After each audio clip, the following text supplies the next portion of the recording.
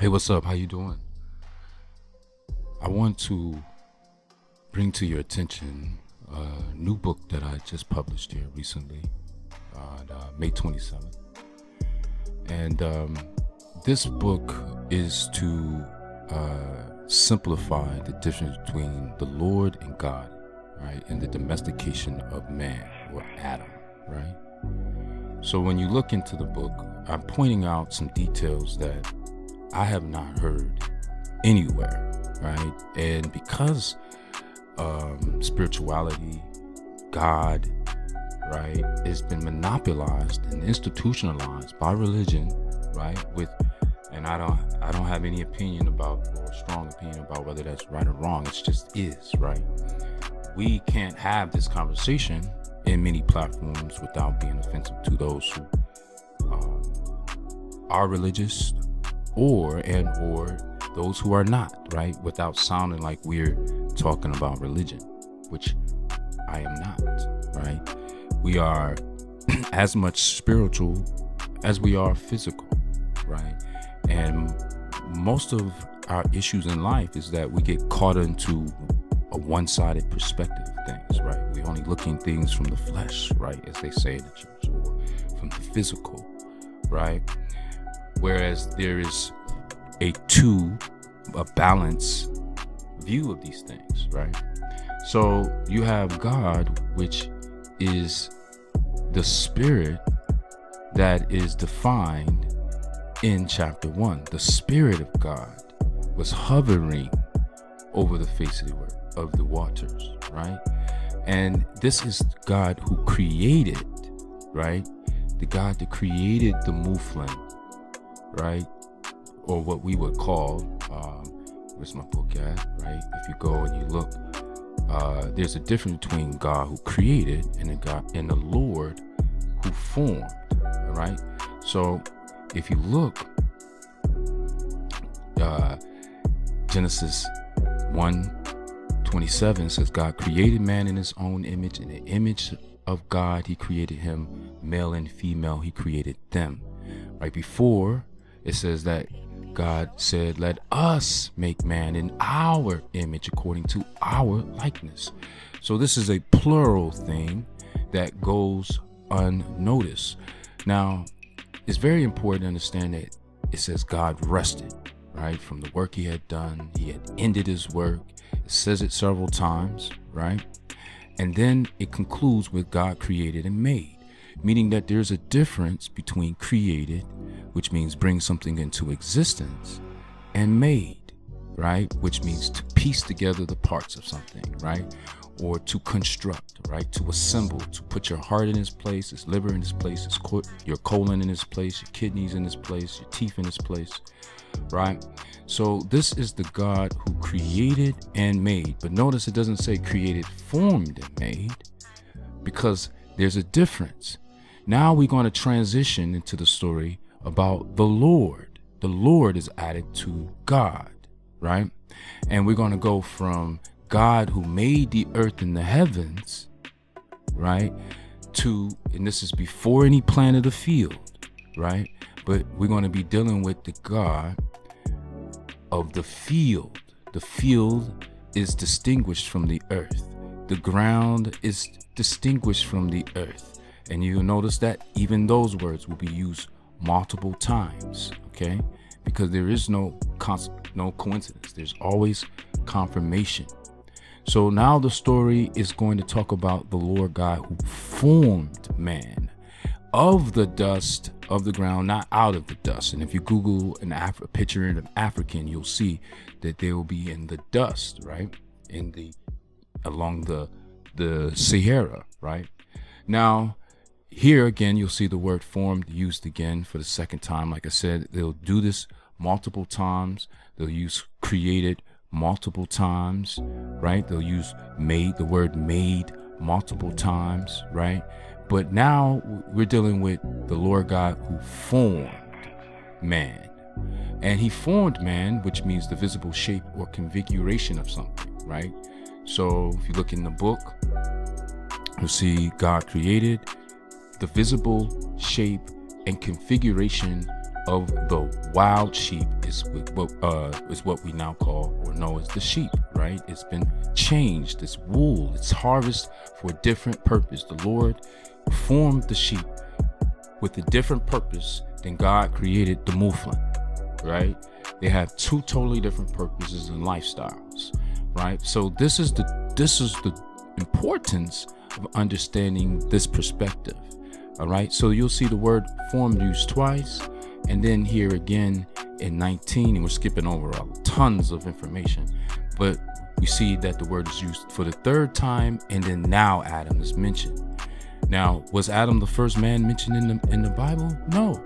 Havilah is the first man mentioned in the Bible, and he has an entire land where there's gold and bdellium and onyx stone. All right, and Havilah, we go into this, he's actually the offspring of Cush. He's the son of Cush. And you kind of need to know these things in order to piece together the true reality that's spelled out here in the Bible. But we're not giving these details, right, about it. You see the sons of Cush were Seba, Havilah, Septa, Rama, and Septeka, right? And then you see the sons of Rama were Sheba and Dedan, and then Cush begot Nimrod. You see, Nimrod was begotten, whereas Havilah was the son of Cush. There's a difference, but that's other stories for other days. What we're going to end up concluding here is in 4, right? Where we're at 3 now. You'll see the Lord God and God serving two different positions. You understand also that there's human properties that is given to the Lord God throughout chapter 3 when you look at the details, right? They heard the sound of the Lord God walking in the garden, specifically in the cool of the day. They were able to hide themselves from the presence of the Lord God, right? They were ashamed because of their nudity, which is not something that you would be ashamed of an omnipresent spiritual person, all right? There's the serpent is actually Wajet, or the Uraeus, or the Eye of Ra, which is the divine feminine principle of the Kemetic people, representing wisdom, knowledge, but she also has her own independent objectives of time, which can be counter to the male's perspective. But after the curse in 3:14 and 15, which is Pi, the beginning, the end, the first and the last, the Alpha and Omega, right? After the curse, you'll see there's a confession that man has become like one of us, like the serpent said, confirming the serpent, and that he was saying what he said to prevent Adam. Least means to prevent something undesirable. The intention, he had the intent of preventing Adam from putting out his hand and taking of the tree of life and eating and live forever. Therefore, the Lord God sent him out of the Garden of Eden to till the ground from which he was taken. He was taken. Enoch was taken, right? Just like Enoch was taken, right? And there's a lot of information, but the key point here is at the end of 4 and throughout 4, you'll see that the Lord is operating alone. It's no longer with God. And he did what he said he was going to do, which was put enmity between the boys. So he did that by disrespecting, right? And he put enmity between these boys, but he is separate from God. This is not God's doing. God is not a part of the story until Eve brings him up at the end, after she has Seth, who is the enemy of the deities of the Black Lands. He is the god of confusion, deserts, war, chaos. He is the one who took out his brother Osiris and went to war with Osiris' son Horus, or the Greeks call Horus. All right, but if you see that she said, for God is appointed, God, this is something, a spiritual thing, right? Another seed for me instead of Abel, right? So now, after Seth is born, you will see, then men begin to call on the name of the Lord named after Seth.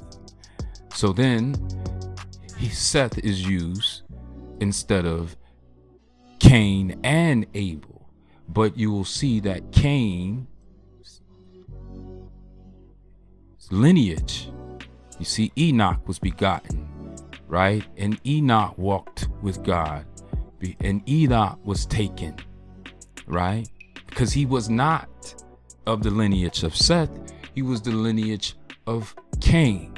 But not only was Enoch taken, Lamech was taken.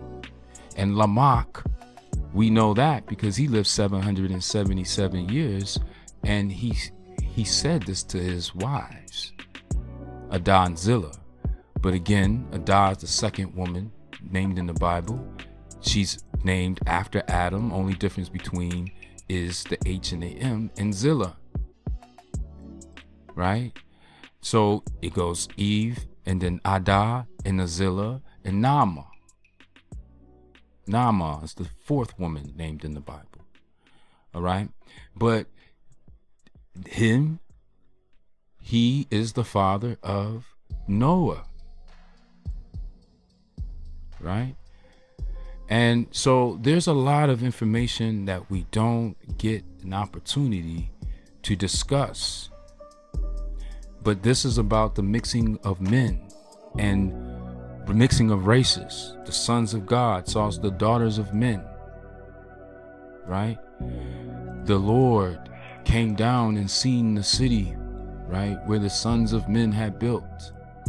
And he caused confusion. He caused the diaspora, right? The Lord, this is not about God. This is always told as if this story had to do with God. It's the Lord.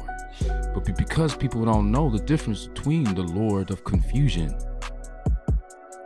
they don't read, right? He's seen the city with the sons of men. If you're the sons of men, the Lord is the opposition. Who's men? You don't know who you are. Just like the sheep don't know that it is the offspring of a Muflin. But the sons of men, Mem was the black fertility god, right? Carried the flail to thrash the seed so that he can do what God said, which was be fruitful and multiply, right? God said be fruitful and multiply. He gave us every tree that yields seed, and every tree whose fruit yields seed, right? Every tree. But that even knowledge, that includes knowledge, because knowledge, right, yields seed, right? You apply a knowledge, it becomes something, applied knowledge. But he blessed him. He said, be fruitful and multiply, fill the earth and subdue it. So this is the metaphor that is taken from the original deity called men, and we are called men to this day. All right. So there's a lot of information that I bring up and deal with in this book, and I prove all things. You gotta have proof that's not drafted or crafted, but it's in stone, concrete, ancient concrete evidence. The difference between what God has made and what this man has made is what we discuss, and the domestication of man. If you're interested in information about that, please support my content. I even have a Bible study group. This is not religion, this is history. This is truth. This is knowledge that can be applied, and when it's applied, it's very, very powerful because it enriches your life experience. It gives you a greater perception and also greater value and fulfillment of your purpose, right? Fulfillment is what we should be pursuing, and not happiness, and not money and love, things that we are supposed to be fulfilling, right? So you can go to illuminatednubians.com, follow the links. It'll lead you to Blurb. It's a very simple process to purchase these books. All right. Illuminated Nubians. Find the book, preview it, copy, and purchase it. Okay. Support the cause. Until we meet again, until next time, keep the faith. Peace.